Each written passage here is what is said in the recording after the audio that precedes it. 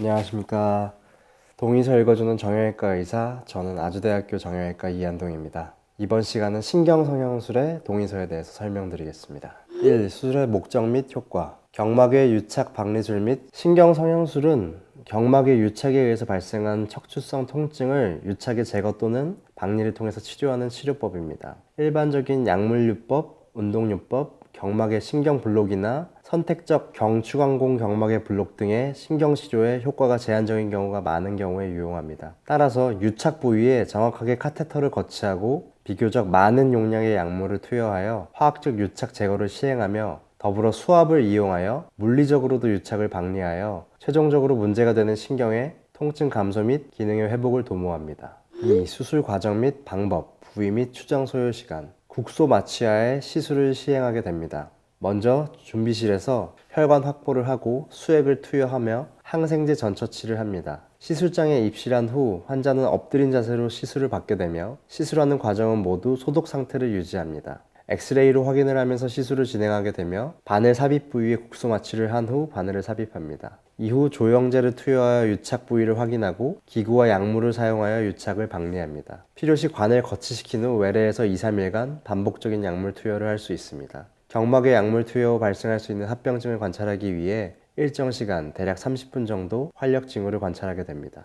발현 가능한 합병증의 내용, 정도 및 대처 방법. 경막의 유착 박리술 및 신경성형술의 부작용으로는 시술 시 통증과 이상 감각, 시술 중 또는 시술 후 두통, 통증의 악화 등이 있고 합병증으로는 피하 감염, 경막외관 감염, 경막의 농양, 경막의 혈종, 지주막염, 뇌막염, 감각 이상 및 마비, 신경근 파열, 경막천자와 천자후 두통이 있을 수 있습니다. 과도하게 생리식염수가 주입되면 심한 경우 두개강내 출혈이나 망막 출혈까지 발생할 수 있습니다. 시술과 관련된 감염의 위험이 높은 환자군으로는 당뇨병이 가장 흔하고 장기간의 스테로이드 사용 환자나 암, 만성 신부전 환자 등이 있을 수 있습니다. 만성 통증 환자의 경우 대부분이 고령이고 당뇨와 같은 기저질환을 갖게 되는 경우가 흔하므로 시술을 할 때 조심스럽고 신중하게 진행됩니다. 출혈 경향이 있거나 항응고제를 복용하는 경우 주사 바늘이 삽입된 부위에 지혈 장애 등의 이유로 자반, 혈종 등이 발생할 수 있으며 이는 자세한 병력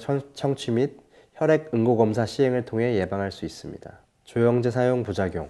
시술 시 조영제를 경막외곽에 주입하여 충만 결손 부위를 확인하는 경막외 조영술을 통해 경막의 유착 부위를 확인하게 됩니다. 조영제 주입 시 약간의 온열감 외에 드물게 부작용이 사람에 따라 일어날 수 있습니다. 부작용의 정도로는 보통 경미한 증상으로 가벼운 구토, 두드러기, 가려움, 얼굴이 붉어짐, 기침, 목쉰소리, 콧물, 반점, 일시적 호흡 곤란 등이 있으나 대개는 아무런 조치가 없이도 증상이 사라집니다. 그러나 드물게는 과민성 반응이 나타나고 적절한 치료를 해야 하는 경우가 있으며 극히 드물게 3만 혹은 10만 분의 1의 통계적 빈도로 사망에 이르는 경우도 보고되어 있습니다.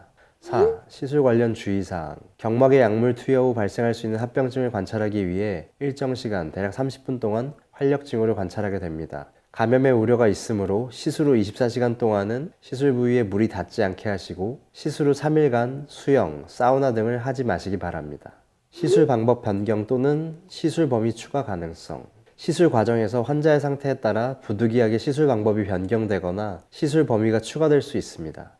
선택할 수 있는 다른 치료 방법. 주사 부위의 감염, 전신 감염, 혈액 응고 장애, 뇌압 상승, 중추신경계 공간 점유 장애, 뇌혈관 질환, 주사 치료에 대한 공포감 등의 이유로 신경성형술을 시행하기 어려운 경우에는 경구약 투여, 물리치료 등의 증상의 호전을 기대해 볼 수 있으며 수술적 치료도 고려할 수 있습니다. 실시하지 않을 경우 발생 가능한 결과. 경막의 부위의 염증과 염증의 최종 산물인 유착으로 인한 통증은 일반적인 약물요법이나 운동요법에 대해 효과가 미미합니다. 신경근 병증에서 효과가 좋은 경막의 신경블록이나 선택적 경추관공 경막의 블록 등의 적극적인 신경치료를 진행하더라도 유착 부위로는 약물이 효과적으로 투여되지 않아 효과가 제한적이므로 통증이 더 악화될 수 있습니다. 성공률.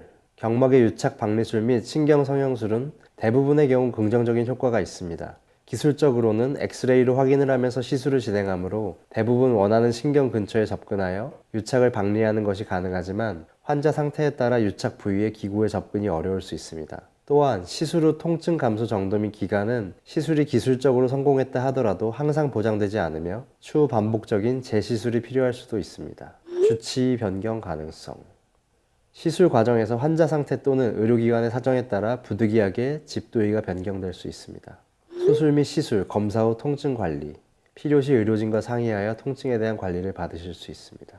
시술의 경우에는 대부분 안전하지만 아주 낮은 확률로 합병증이 발생할 수 있습니다. 그 합병증은 1%로 보고되기도 하고 0.01% 정도로 보고되기도 합니다. 하지만 이런 시술에 의한 합병증이 발생할 경우 굉장히 치명적일 수 있기 때문에 환자분들께서는 미리 이것을 알고 계셔야 합니다. 시술 중에 가장 걱정이 되는 합병증은 신경 손상입니다. 이제 신경 주변에 처치를 하고 약을 주입하는 것이기 때문에 신경 손상이 발생할 수 있습니다. 신경 손상으로 인해서 발생할 수 있는 증상은 심한 통증이 될 수도 있고 아주 심한 경우에는 팔다리에 힘이 빠지거나 아니면 대소변이 조절되지 않는 증상도 발생할 수 있습니다. 그리고 바늘을 사용을 해서 이제 찌르는 것이기 때문에 출혈이 될 수 있고 특히나 그 시술 부위 주변으로 부종이 발생할 수 있습니다. 그리고 바늘을 찌르는 것이기 때문에 바깥에 있던 균이 안쪽으로 침투를 해서 감염이 발생할 수도 있습니다. 그리고 마취제, 조영제 등은 일반적으로 알레르기가 생길 수도 있습니다. 이 알레르기가 간단하게 가려움증을 유발할 수도 있지만 심한 경우에 쇼크로 이를 수 있기 때문에 이런 조영제나 마취제에 알레르기가 있던 과거력이 있으신 분들은 특별히 유의해야 합니다. 드물게 두통을 호소할 수도 있습니다. 그리고 스테로이드를 사용하기 때문에 혈당이 굉장히 올라가거나 아니면은 여성분들 같은 경우에 생리불순이 발생할 수도 있습니다. 지금까지 신경성형술의 동의서에 대해서 설명드렸습니다.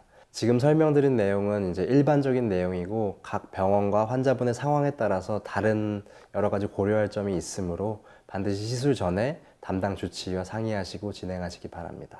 지금까지 동의서 읽어주는 정형외과 의사 아주대학교 정형외과 이한동입니다. 감사합니다.